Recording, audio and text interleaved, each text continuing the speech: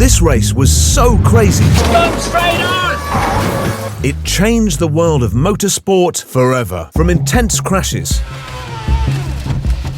to extremely close fights. Inches apart, I think they might have touched. This race had it all. I'll even show you the unseen scenes of that day, which displays exactly how challenging the race was. But the most important thing of this race was the craziest battle between these two drivers, because this race determined who will become the world champion. At the race start, we could already see why this is going to be something special. And there are a lot of nervous drivers down on that grid, and tension all around. Which way will it go then?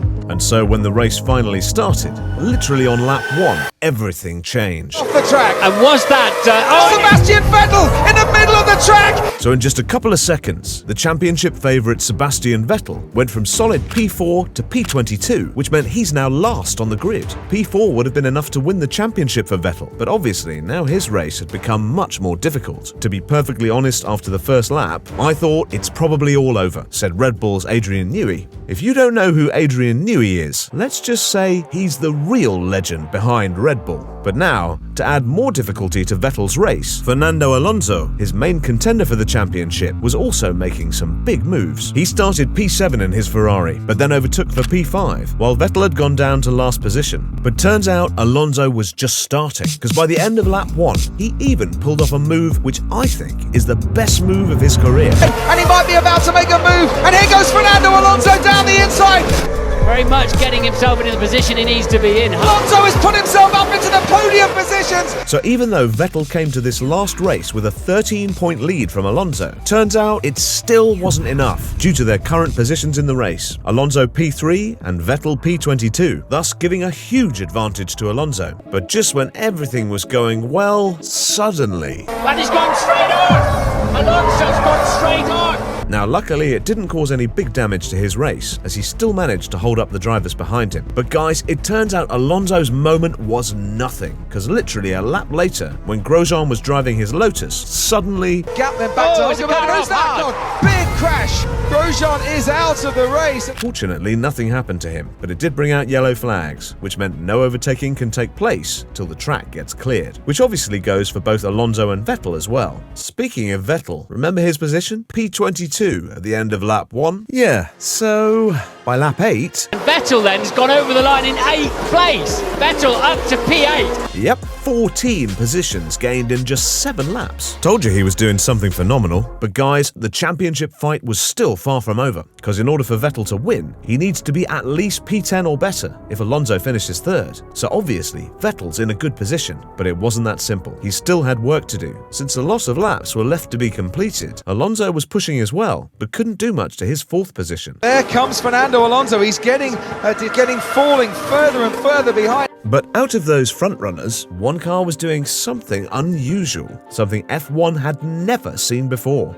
A Force India car was running in the top 3 positions. Trust me, you don't see that every day. And to make this even better, the reason why this midfield team was in podium positions was because of pure race pace. So this made the situation even more unusual. But then the real reason for this race pace was revealed when we saw who was driving. Nico Hulkenberg.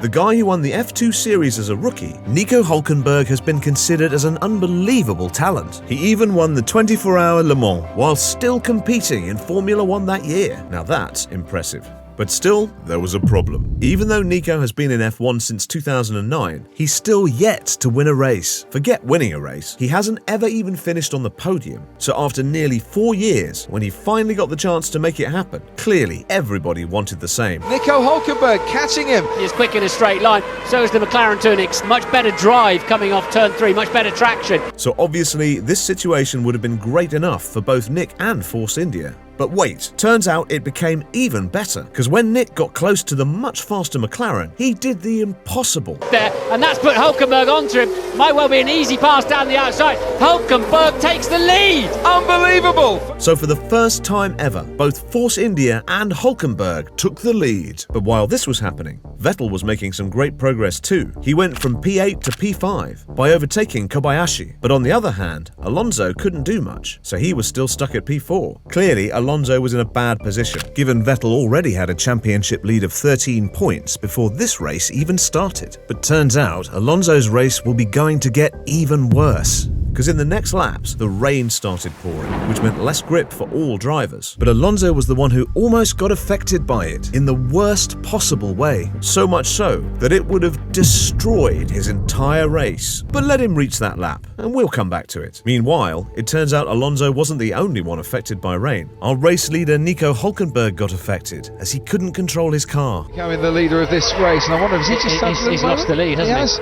not our leader anymore. This devastated the team. I mean, just imagine a midfield team getting once-in-a-lifetime chance to win an F1 race, but then it gets taken away in just a second. That's gotta hurt. And when Hamilton usually takes the lead, and that too in his much stronger McLaren, it's pretty much game over. He wanted to win the race, just like his team, so he gave his all, drove beautifully, and in the next couple of laps, he somehow got close to the much faster Hamilton. And just when he got the chance to overtake, Hülkenberg might just go through here, and back up into the lead. No, they've touched! And Hamilton and Hülkenberg come together. Damage for Hamilton and Hülkenberg. this pretty much ended both drivers' race. Hamilton retired, and Hülkenberg, though still in the race, lost the lead and unfortunately couldn't get it back. But turns out, this affected Alonso Vettel's battle too, because since Hamilton retired, Alonso jumped to third position, while Vettel went down to 12th. And the reason for Vettel's drop was due to his pit stop. Pit stop's taking that little bit longer as the guys approach. 22 seconds there on the clock. So, this gave Alonso another chance, but it wasn't so easy, because Alonso had his big challenge with the rain, which could have ended his race. Drizzle comes down. Alonso squirming. But somehow, he still kept going, and so it basically meant that Vettel still needed to push, which turns out he did. He consistently climbed up and eventually reached P8. Now this would have been enough to become the champion. Sebastian, this position is good enough.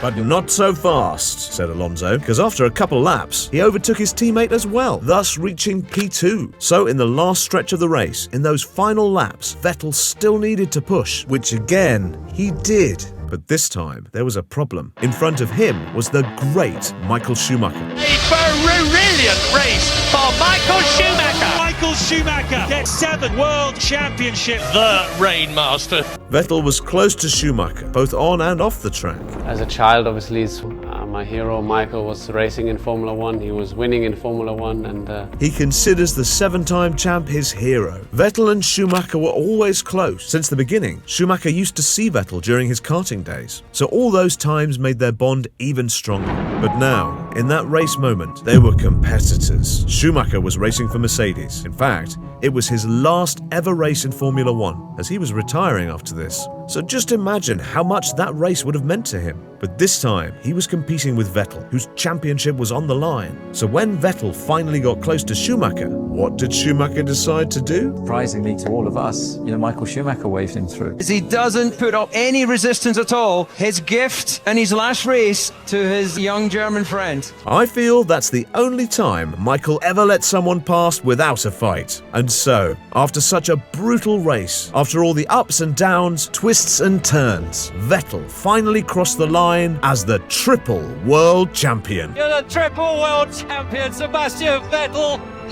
It is Sebastian Vettel for Red Bull. 3 Constructors' titles in a row.